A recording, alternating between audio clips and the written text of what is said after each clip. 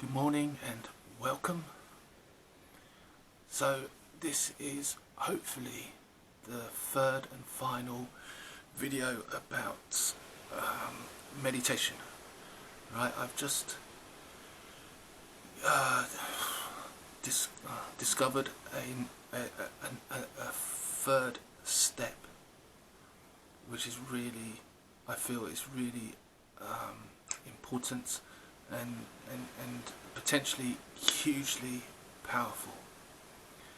So, just in case you didn't see the other two videos, or just to recap, first of all,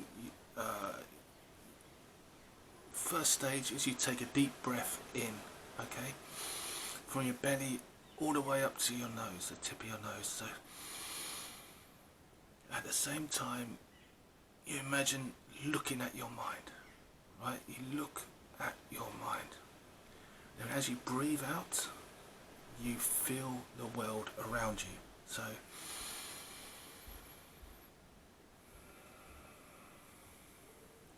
now this is the third step. When you come to the end of your exhalation, you split your mind. Half of it looks forward and half of it looks behind. And okay, let me demonstrate it first of all.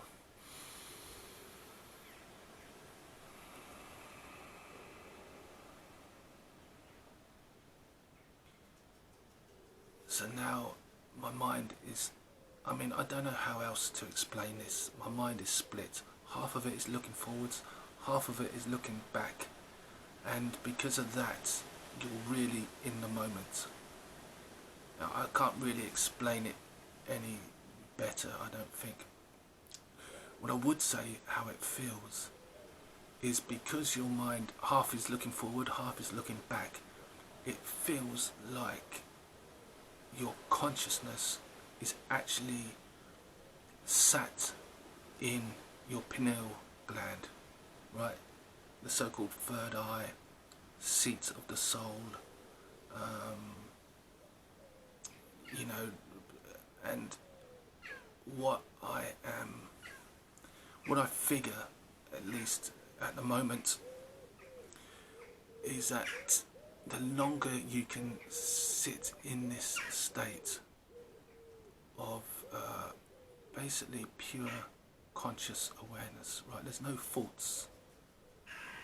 Thoughts come and go because you drift out of this state, right? But when you're actually in this state, there's no thoughts. You're just abiding in consciousness, right? And so it seems to me that this is going to, how can I say, awaken your pineal gland, because you can literally sense that your mind, because it's really like on a tightrope. Okay, you're really here in the moment. There's nothing. There's no forward thinking, no backward thinking. There's no thoughts. It's just you're here in the moment. And yeah, so I figure the more you're sat here on the pineal gland, then it's going to awaken. And yeah, who knows what's possible then? Your intuition, or psychic abilities, maybe even siddhi powers. Yeah, why not? So yeah, this is and there's no tightness to the mind. It's very relaxing, but it's really, let me just reset the whole thing.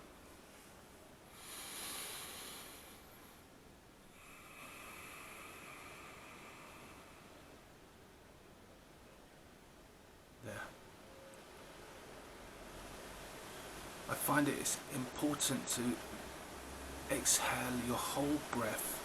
You're reaching out to the universe, and when you come to the end of that breath, that exhalation, then you mentally split your mind. That's all I can say. Half looks forward, half looks back, and you're sat on the pineal gland. And actually you can feel something in your brain kind of, well, I wouldn't say tingling, but something like this.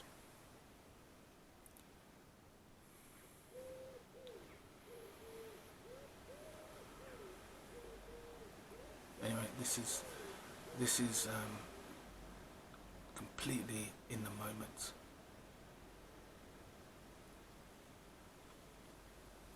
So that's the third and hopefully final part of this meditation. You breathe in, you look at your mind, you breathe out, you feel the world, the universe around you, and then you split your mind in the middle, half looking forwards, half looking back, and you just sit there in the moment. And who knows what would happen if one could practice this, I don't know, for maybe 5-6 hours a day, maybe 10-12 hours a day. Who knows? It just seems to me something worth trying. And also something else while I'm here is the heart meditation, where you put your awareness on your heart and you generate a feeling of gratitude, right? This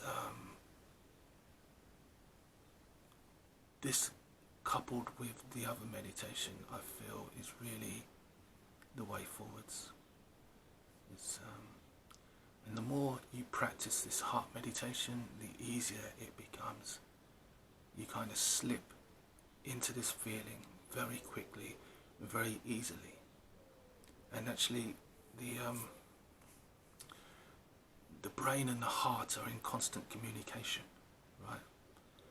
But it's the heart that is really the boss, because it sends more information to the brain than the brain sends to the heart. So it's the seat of power, right? Love, feelings, emotions. Emotions are divine. They're sacred. They connect you to God, or I guess the devil, whatever you want to call this negative energy. I don't actually believe in Satan. I think it's nonsense. I think all angels and demons are just sentient beings who are like us, and by their own choices they either went up, they vibrated upwards, or they vibrated downwards. But it's it comes back to personal choice, free will, responsibility, right? So anyway, heart meditation.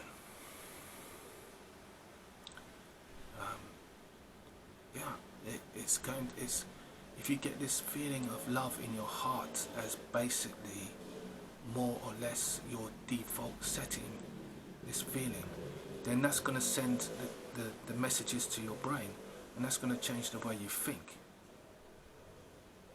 you know. And so how that pans out is that when you're sitting in the moment like this, or walking around, you can walk around like this, you can do anything in your life in this state, right? In this state of being. But when something happens, then you respond, quite spontaneously. But it's because your heart meditation has been good. And it doesn't take that long, a couple of weeks or so. But because your heart meditation has been good, the natural response, the spontaneous reaction you have to outside influences is coming from a place of love and gratitude. You see? You see how it all fits together?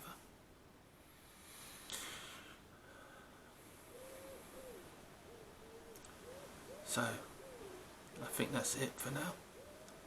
I hope this helps.